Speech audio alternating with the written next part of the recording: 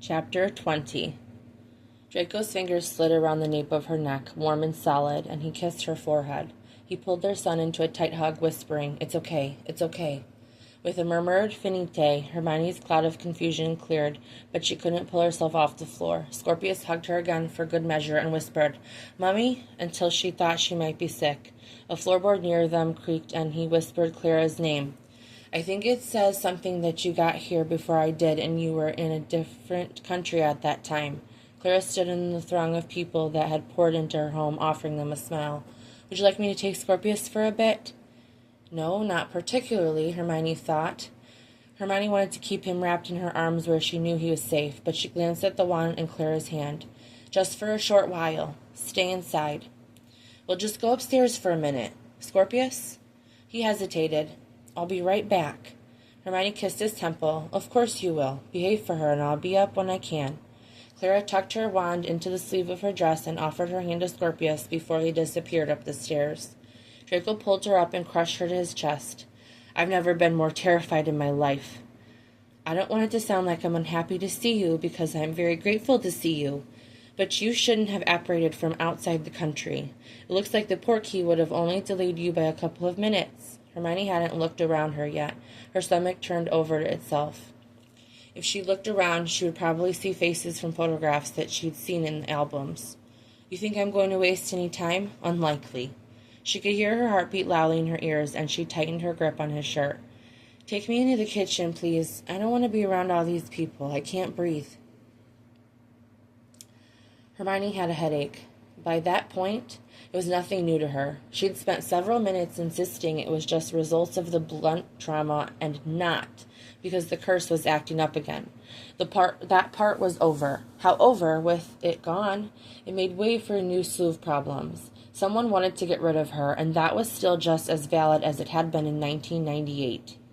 "You're not safe here." Draco gripped the bottle of whiskey she'd handed him by the neck. "We shouldn't be drinking." She snatched it back from him and took a greedy swallow. "Please let me have something to dull my nerves. We'll take a potion before we see Scorpius." The Aurors had vacated her home, but it was still a fucking mess. Everything had been overturned in the sitting room when her attackers had stormed in. "I know I'm not safe here." That was clear when someone grabbed Scorpius.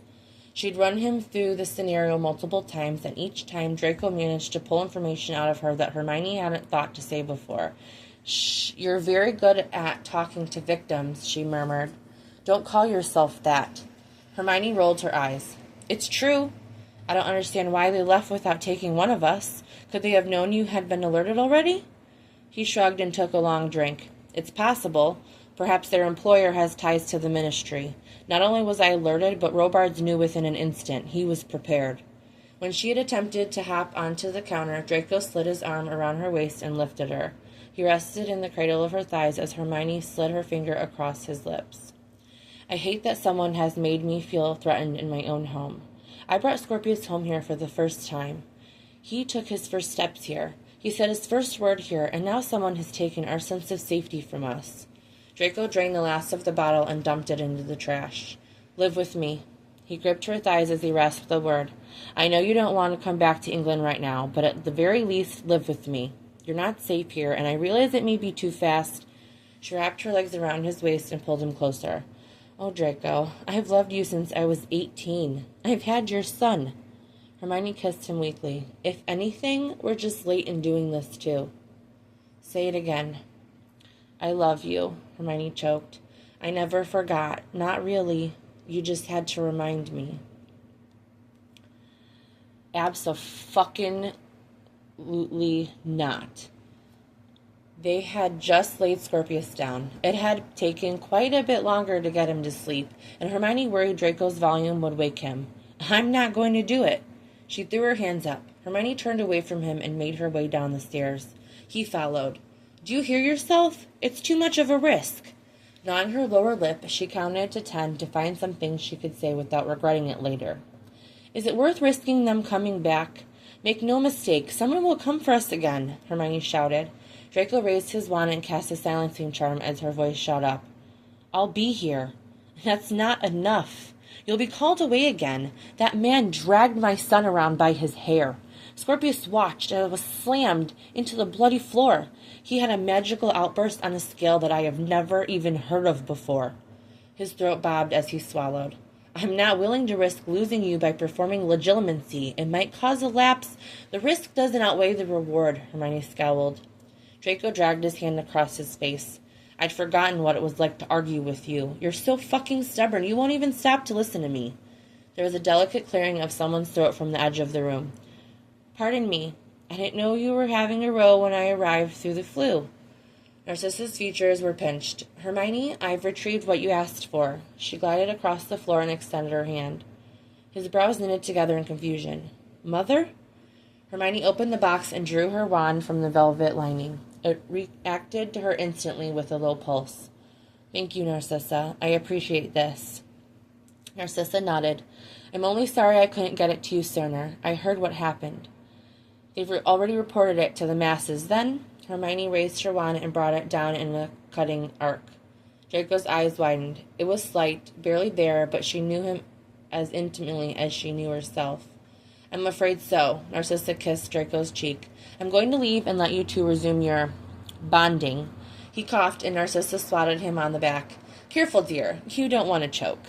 Wait, Mother. Perhaps you might be able to mediate this discussion. No, Narcissa laughed quietly. Whatever this was about, I'm going to go ahead and agree with Hermione. Hermione smirked. Even your mother agrees with me. My mother doesn't even know what we're talking about. Narcissa exited the room while their bickering resumed. After their argument, Hermione didn't attempt to change his mind immediately. Eventually, it would have to be done, but first Draco would need to be convinced, and that was a task in itself. It was tremendously bittersweet when she quit her job. It was flighty and not at all like her to resign over the phone, but that it had been possible for her to do so in person. Scorpius enjoyed coming downstairs in the mornings to find Draco sitting on the sofa with a cup of tea in hand. They spent that private time together, and Hermione always crept around the corner to see them as the sun broke against the horizon. Scorpius asked questions about magic, about her, and Draco somehow always had the correct answers. Mom says she can do magic better than you can. She's right, Draco laughed, and there were barely their wrinkles at his eyes as he had his head tipped back. Mom can kick my ass any day of the week. Better make sure you take out the garbage, then. Draco wheezed. Yeah, you're right. She reveled in those moments up until they made her sick again. Years of this had been taken from them. Draco had been robbed of a series of firsts, and she hated that there was no way to get them back. Later, he found her sitting in the middle of the bed. Granger? Her locket was barely there in her hand. I took a photograph of us from the albums. Scorpius hasn't seen it since it's from the war. There's only a handful of those pictures, but I'm not ready for him to ask questions yet. He joined her, wrapping his arm around her shoulders. That's a good photo. Not as good as the one I have, though. What do you mean? Draco reached into his trouser pocket and pulled out his wallet. Whenever Potter and I arrive in a new city on a mission, I would inevitably show this photo to anyone that would talk to me. I showed it to an innkeeper not far from here when I first arrived. He pointed me this way because he thought he'd seen you. Potter pointed out that I had heard it all before, but I had a tendency to follow every lead. His fingers brushed hers as she took it from him. Oh my God, Hermione breathed, covering her mouth. I forgot all about this. She ran her thumb over the words. Order Safe House 98. Granger. You kept this all this time? Of course I did. You never gave up on me. She knew that, but for the first time, just what he'd gone through to get to this point truly sank in. We lost so much time. Draco rested his chin on top of her head. When all this is over, we'll make it up to each other, okay? Potter and Weasley are working on this right now. You want to be there, don't you? Helping them? Of course I do, but I know that if I got my hands on who did this, I might not come back. It's not a risk I can take again. Draco rubbed her back. If I knew who kept you from me, I doubt I could control myself. Hermione looked at the photo again, running her thumb over her face. It felt like it was her and someone she didn't entirely know all at the same time. When Ron and Harry returned to France, Hermione had known days in advance that they were coming. It wasn't that she was nervous. She was nervous. From the bedroom, Hermione could hear them arrive and the laughter that followed. Reassuring herself that it wasn't as terrifying as her mind made it out to be, Hermione slowly went down the stairs. She wrapped her arms around her middle, her fingers digging into her jumper. Scorpius chatted animatedly with Ron, and she saw Ron's bewilderment. "Blimey, you look just like a mini Malfoy." Hermione cut in before the conversation could go any further. She didn't actually say anything at first, though she meant to, and 3 sets of eyes settled on her. "Hello?" "Mom," he tugged on the hem of her top. "They were in the albums. Do you know them?" Nostalgia turned her stomach. "I do know them. They're my best friends. Do you remember their names?" Scorpius pointed to each of them and named them.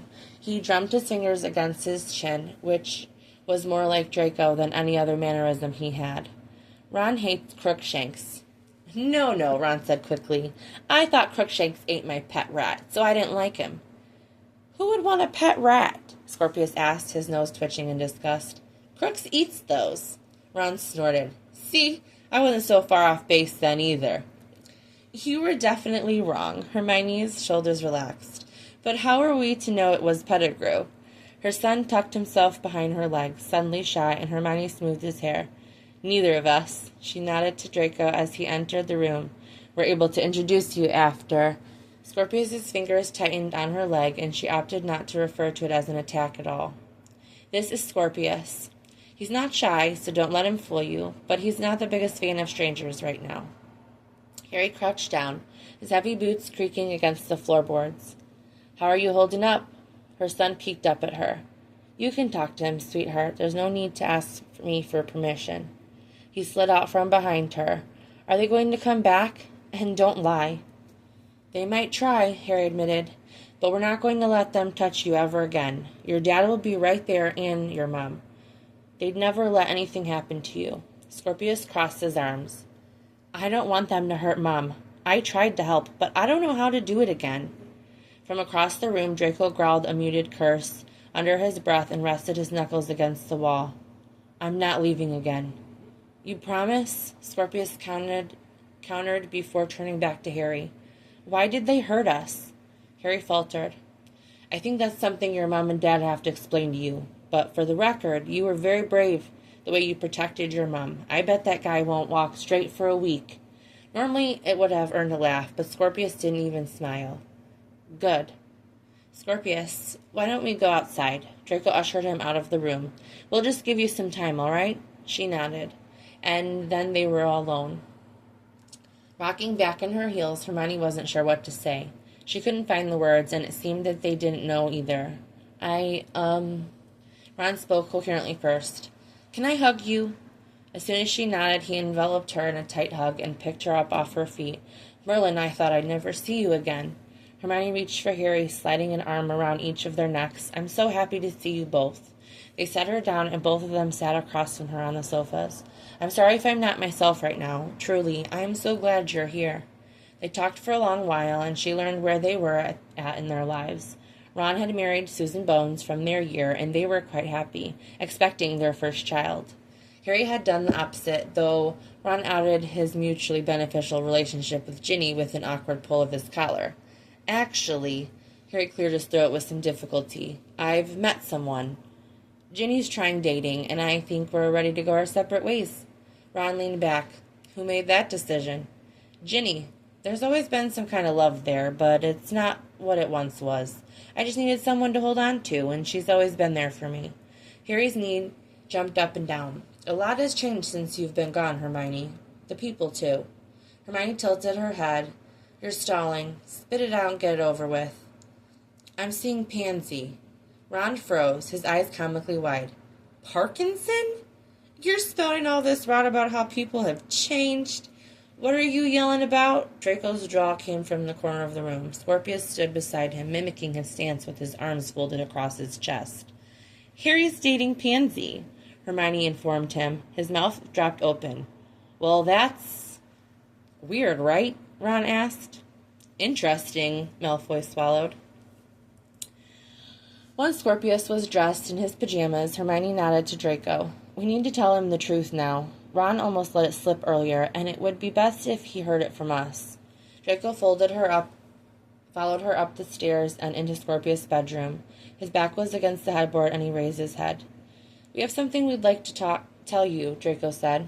She sat on the bed beside Scorpius while Draco took the other side. "You know that Draco's your father, don't you?" "Yeah, of course. It was my Christmas present." Her eyes were already misty. "I've told you how I've remembered everything, but I haven't discussed who your father is with you. You've asked me the same question for years." Scorpius picked at a frayed string. "I don't care about him. He left us."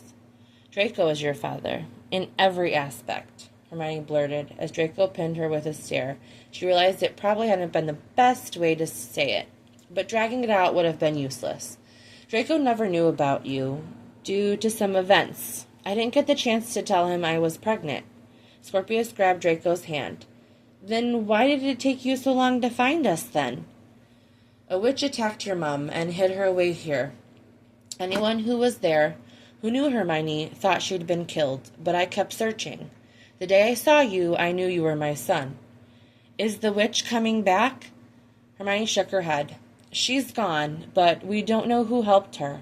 It's likely that whoever it was is the same person who sent those men to our home." Draco pulled Scorp into his lap and slid closer to Hermione. "I met your mom at Hogwarts, the same school I told you about." If Scorpius noticed him change the subject, and surely he didn't point it out.